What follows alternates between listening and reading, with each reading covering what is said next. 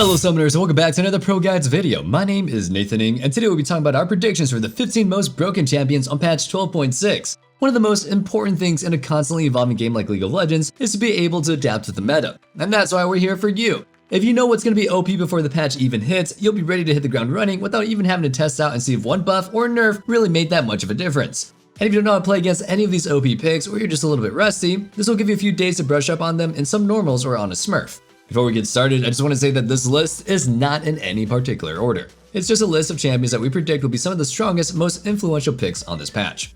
And that's the key word, predict. We'll try our best, but we want to hear yours as well. We'll be starting things off by talking about the hottest change that we're going to be seeing this patch, Rengar's mini revamp.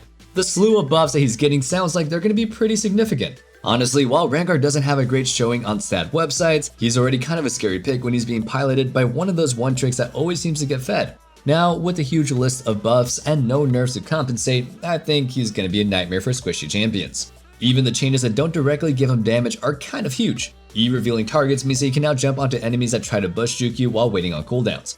And honestly, his ultimate revealing a small area around the closest enemy instead of just the enemy themselves means no more being baited into your death. So all of that being said, if you main ADC or squishy mage mid laners, you may want to ban this champion next patch. And now, whether you're trying to abuse these broken champions on this list, or you're trying to deal with them when you end up on the wrong side of the matchup, if you really want to speed up the process, you should check out ProGuides.com. We have courses from all your favorite streamers and pros like CoreJJ, Aframu, and Xmithy to really help you understand how to play your role. And if you want a more personalized experience, we have coaches available 24/7, ready to help you guys become the best. Our coaches are top tier players that have spent years climbing the solo queue ladder to get where they are now, and they're ready to share everything that they've learned with you. Now let's get back on topic, shall we? Aside from Rengar, there really isn't a whole lot of changing on this patch for champions directly. Rather, most of Riot's efforts are aimed at lowering how systematic sustain there is by hitting the lifesteal runes and items. So that being said, the rest of the champions on this list are some of the same ones that have been dominating in the recent meta. Hecarim is of course one of those champions. He's second only to Lee Sin in Plat Plus games and performs really well, very consistently. Being both super tanky and dealing a lot of damage means that when you snowball hard, you don't need to rely on teammates as much as other champions. You can be the engage and the one actually killing the enemy carries.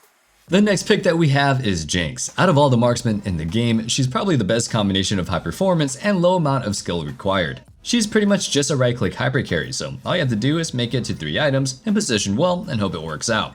Pretty elo inflating in my opinion.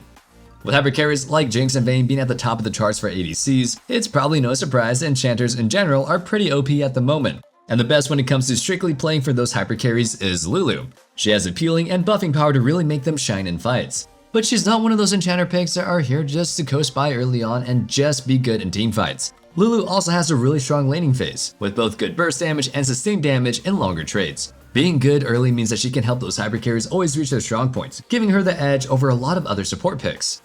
A lot of champs go for a long time being OP without ever being touched. See Camille for all of Season 11, or Kha'Zix for the past 5 months. But what's even more interesting than that is how Riot has done Diana. When they first made her a jungler last season, it was obvious right away that she was a little bit toxic in the role, and Riot was quick to nerf her, which was a pretty good decision, actually hitting her several times in a row. But just due to some amnesia or something, they just decided, what the heck, let's buff her again anyway. So since 12.1, she's been a stupidly strong jungler while also being way too good in the mid lane.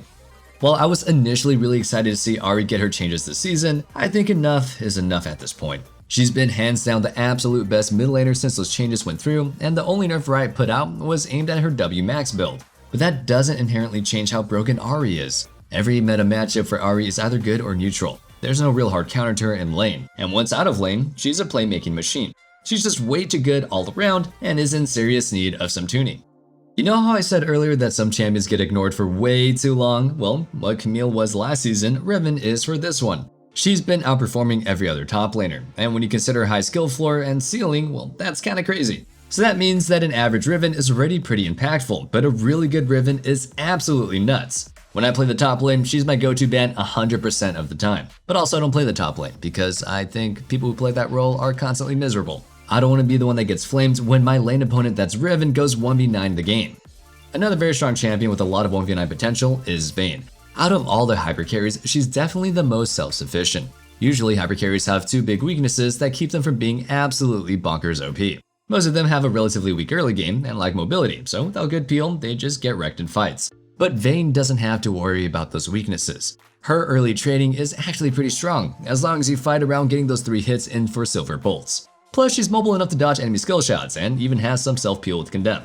Later in the game, she has crazy single target DPS, but she's not just a helpless glass cannon that needs a full supporting cast like other ADCs. Being able to dash around with the stealth and having her Condemn means that she can probably deal with divers pretty easily. The one thing is, playing Vayne does require a lot of mechanics compared to other ADCs, but if you have those mechanics, well, she's definitely the best pick in this role. Speaking of the hardest carrying picks in their role, we have Senna. It kinda goes without saying that a marksman with infinitely scaling range and damage is gonna be pretty busted if that champion is allowed to scale. Oh, not to mention her free crit. And given that the bot lane meta is mostly filled with scaling oriented picks, most enemy bot lanes don't really have the pressure to keep you from scaling when you pick Senna. Whether you go with her tankier build, a standard damage one, or utility build with items like Solari and Redemption, she just always seems to have a huge impact. Maybe when a champion can build full mythics from 3 or 4 different cases, and performs really well with all of them, that champion may need a bit of a nerf. And on topic of way too versatile champions, we have Kha'Zix. When you think of assassins, the idea that comes into mind should be high risk, high reward. But the issue with Ka is that he's just way too consistent. He's very low risk, but is still very rewarding for you to pick. When you do really well with him early, you'll snowball like crazy and just roll games. But even if you don't get fed early, Ka has a lot to offer, so he isn't useless like most other assassins when behind. For one, he isn't a super front-loaded burst champion that has to always one-shot the opponent. His Q has a low cooldown, so he's fine with extended fights. But the even more unhealthy part about him is his W evolve. Assassins by their definition should be purely about their high damage and some form of stealth or mobility that allows them to get in and out of fights. They aren't supposed to have utility. Yet Ka's evolved W is one of the most obnoxious utility abilities in the game, especially if he lands it on an isolated target. For me, Ka is just by far the most unhealthy champion on this list. There are plenty of other strong OP champions, but being unhealthy means a champ is toxic for the game and needs to change ASAP. And that brings us to today's question of the day. What champion do you find the most unhealthy in the current meta? Let us know your answers down in the comments below, and let's get back to the video, shall we? Kayn is another super flexible champion that has been doing super well lately.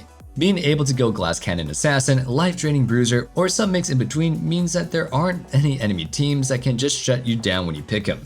His only real downside is that he doesn't really get to do much pre-form, but that's more than manageable. His clear is pretty quick, leaving you with a lot of time to spam ganks on lanes and collect orbs to get whichever form you want. Even with a couple of nerfs since her release, Renate Glass continues to be a very strong support pick. One of the key reasons that she's so good is because she does super well both when ahead and behind. When your team is winning, just throwing W onto a diver or big ADC can really be enough to enable that ally to roll a team fight. When behind, her ultimate has a lot of potential for turning the game around. Usually, an ahead team will be pretty quick to force fights. Renate's ultimate is perfect for countering hard engages, and since the enemy team is strong, they'll be ripping each other apart. In this way, she's kind of like Vega, where you can turn fed opponents into a strong weapon for your team. When Riot first buffed Vega earlier this season, we said that was going to be a mistake. The champion definitely did not need any buffs, given that he was already one of the best bot lane carries. Well, we were right. Since then, he's been a monster in the bot lane, and he's been doing super well in the mid lane. They gave him a little slap on the wrist type of nerf back on patch 12.4, but obviously a macro nerf like that isn't going to make a god tier champion not good.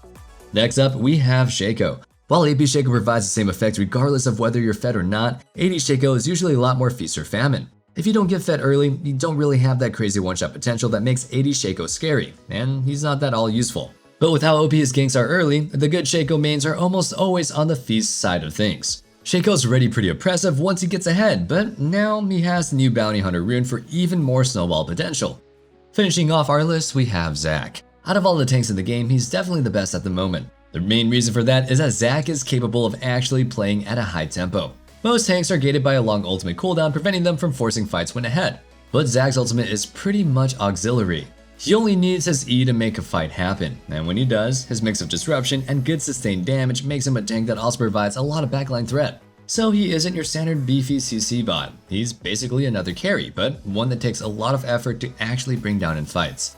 That wraps things up for our predictions for the 15 most broken champions on patch 12.6. I hope you guys enjoyed the video, and if you did, make sure you sub so you never miss out on any of our content like this. Remember to let us know what champion you think is the most unhealthy in the current meta down in the comments below. And one last thing, don't forget to check out our Discord in the description box, where you can go ahead and discuss the league further or just hang out and be part of the community. I can't wait to see you guys back in the next video, but until then, stay safe, stay healthy, and have a wonderful day.